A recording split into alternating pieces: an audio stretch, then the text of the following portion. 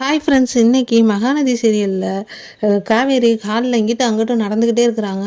அப்போ தாத்தா என்னம்மா காலையிலேயே வாக்கிங் ஜாக்கிங் போயிட்டுருக்கியா அப்படின்னோன்னே, ஏன் தாத்தா நான் அதெல்லாம் பண்ணணும், நான் பிறவியிலே ஃபிட்னஸாக பிறந்தவ தாத்தா அப்படின்னோன்னே, உன் சோம்பேறித்தனத்துக்கு ஒரு அளவே இல்லையா, சரியே இங்கேயே வளர்த்திக்கிட்டு இருக்க அதை சொல்லு அப்படின்னோன்னே, நம்ம ஹீரோவுக்காக தான் தாத்தா வெயிட் பண்ணிகிட்டு இருக்கேன் அப்படின்னோன்னே, ஹீரோவுக்கு ஓ நம்ம விஜய்க்கா அப்படின்னு, ஆமாம் தாத்தா இந்நேரம் அவர் ஜாகிங் போகிற வழியில் நான் போஸ்டர் ஓட்டியிருந்ததை பார்த்தோன்னே அங்கே எல்லாருமே ஆட்டோகிராஃப் வாங்கிட்டு இருப்பாங்க.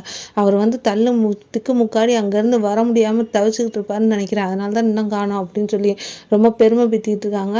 அப்போ பார்த்தா விஜய் கத்திக்கிட்டு வர்றாரு, ஏய் காவேரி அப்படின்னு சொல்லி கத்திக்கிட்டு என்னங்க என்னப்பா சாச்சு அப்படின்னு சொல்லி சொன்னோன்னே, தாத்தா என்னப்பா விஜய் ஏன் இப்படி கத்துற அப்படின்னா, இங்கே பாருங்க தாத்தா இப்போ பண்ணி வச்சிருக்க வேலையை, இது என்னடி இது என்ன ஏன் இப்படி பண்ணிக்கிட்டு இருக்க நீனு அப்படின்னு சொல்லிட்டு, நான் ஒன்றும் இல்லையே விஜய் அப்படின்னு சொல்லி சமாளிக்கிறாங்க. அப்பெல்லாம் ஆடுதா பாஸ் அப்படின்னு, எனக்கு தெரியாமல் அப்பெல்லாம் ஆடல என்னையே நீ நடிக்க வச்சிருக்கா, எவ்வளோ உனக்கு கொழுப்பு இருந்திருக்கும் அப்படின்னு சொல்லி திட்டுறாரு. இப்படி விஜய் காவேரிக்குள்ளே சண்டை வந்தால் ராகினி சும்மா இருக்குமா, அங்கேருந்து உள்ளே வேக வேகமாக வருது என்ன சண்டை அப்படின்னு பார்க்குறதுக்கு. அப்போ ராகினியை கவனிச்சுட்டு விஜய், ஏய் ஒழுங்கு மரியாதை ரூமுக்கு வா, நான் உன்கிட்ட பேசணும் அப்படின்னு சொல்லிட்டு கூப்பிட்றாரு.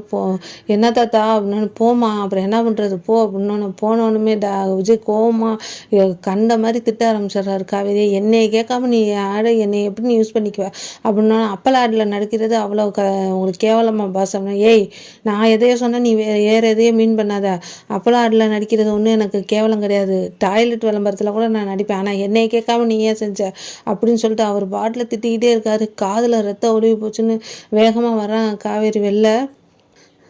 இந்த ராகினி குட்டையை குழப்புற மாதிரி அவங்க பாட்டிகிட்ட போய் பற்ற வச்சுட்டு வந்துருச்சு. பார்த்தீங்களா உங்கள் பேரனை தப்பாக யூஸ் பண்ணிகிட்டு இருக்கா அப்படின்னா, அப்படியா நான் போய் கேட்குறேன்னு அந்த பாட்டியும் வேகமாக வருது. தாத்தா உட்காந்துக்கிட்டு இருக்காரு.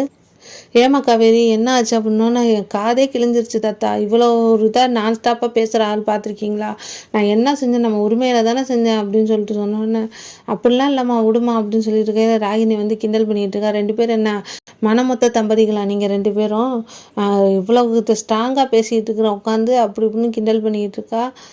அவர்கிட்ட கேட்காம நீ ஆட் எடுக்கலாமாடி, ரொம்ப நீ பெரிய இவன் மாதிரி பண்ணிட்டு தெரிஞ்சா இப்போ வந்துச்சா சண்டை அப்படின்னு சொன்னோன்னே, தாத்தா அது அவங்க புருஷன் முன்னாடி சம்மந்தப்பட்ட பிரச்சனைமா, நீ ஏமா அதில் தலையிடுற அப்படின்னு சொல்கிறாரு. நல்லா சொல்லுங்கள் தாத்தா அப்படின்னு சொல்லிட்டு கேளு, புருஷன் போட்டவன் நான் பெருசாக கூட நான் போஸ்டர் அடிச்சு ஒட்டுவேன்டி, உனக்கு என்னடி என் புருஷன் அழகாக இருக்காடி அப்படின்னு சொல்லிட்டு இருக்கா. இல்லையே மேலேருந்து கத்துறாரு விஜய், இன்னும் நீ போஸ்ட் அடிக்கிறதுல விடலையா நீனு அப்படின்னு சொன்னோன்னே, தாத்தா ராகினியை வெறுப்பேற்றுறா நினச்சி இன்னும் அவரை டென்ஷன் படுத்திட்டேனே தாத்தா அப்படின்னு சொன்னோன்னே, இல்லைம்மா அவனுக்கு ஆதங்கம் தான், அவர்கிட்ட சொல்லாமல் செஞ்சதுனால தான், வேறு ஒன்றும் இல்லை, அவன் கோவம் ஒரு ஃப்ளோரில் தானே வந்துச்சு நீ சொல்கிற மாதிரி, அதையே விட்டு தரல அப்படின்னோன்னே, அப்படி இல்லை ஆமாம் இல்லை அவர் ஆங்கிளில் நான் யோசிக்கவே இல்லை தாத்தா அப்படின்னு சொல்லி காவேரி உம்முன்னு உட்காந்துட்ருக்காங்க.